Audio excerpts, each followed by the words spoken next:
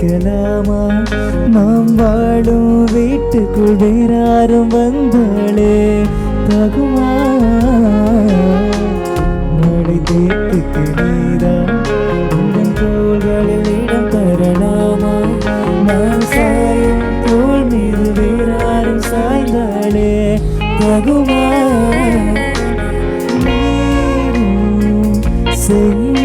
செங்குளச்சேரும் கலந்தது போலே கலந்த